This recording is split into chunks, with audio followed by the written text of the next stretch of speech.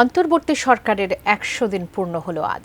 সরকারের কাছে প্রত্যাশা আর প্রাপ্তির নানা সমীকরণ মেলাচ্ছেন জুলাই অভ্যুত্থানের অগ্রভাগে থাকা বৈষম্য বিরোধী ছাত্র আন্দোলন ও অভ্যুত্থান পরবর্তী গঠিত সমমনা সংগঠন জাতীয় নাগরিক কমিটির নেতৃবৃন্দ।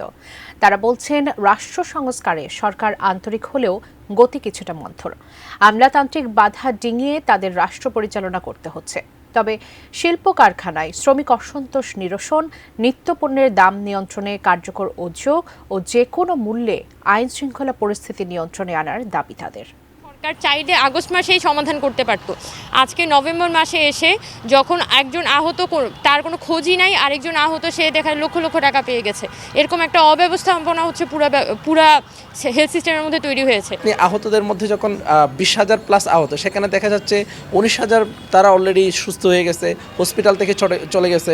দায়িত্বশীল ভূমিকা পালন করার ক্ষেত্রে সরকার একটু পিছিয়ে আছে। তাদেরকে স্টেপ আপ করতে হবে, খুব দ্রুততম সময়ে তাদের যে গতি সেটাকে আগিয়ে নিয়ে আসতে হবে এবং এটা ধরে ফেলতে হবে। কারণ মানুষ আসলে খুব দ্রুতই বদলাচ্ছে এবং তার যে চিন্তাভাবনা, গণঅভ্যুত্থান কেন্দ্রিক তার চিন্তাভাবনা, এটা কিন্তু সে দেখতে পাচ্ছে না, মূর্তমান হচ্ছে না। স্বাস্থ্যকর অল টাইম ফ্যামিলি কেক, সব সময় অল টাইম হেলদি লাইফ।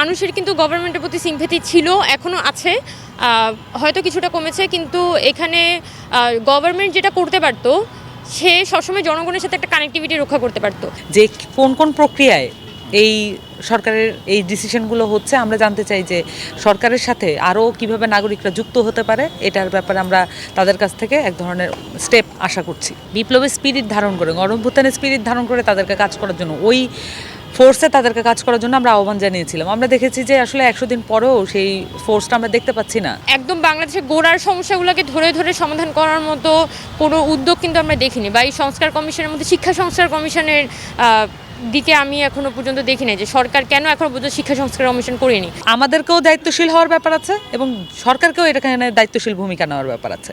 তো উভয় পক্ষ যদি আমরা দায়িত্বশীল হই এবং জবাবদিহিতাকে আমরা অ্যাকাউন্টেবল যে জায়গাটা, সেটা যদি আমরা নিশ্চিত করতে পারি, তাহলে আমি মনে করছি যে এই অবস্থাগুলো আসলে উত্তরণ করা সম্ভব। সবাই অনেক জায়গা থেকেই আসা হতো, কারণ ওই অর্থে কোনো উদ্যোগ নেই। ঢাকা শহরের পরিস্থিতি যদি দেখেন, ভয়াবহ জ্যাম, প্রতিদিন জ্যাম, আবার প্রতিদিনই কোনো না কোনো শ্রমিক আন্দোলন হচ্ছে।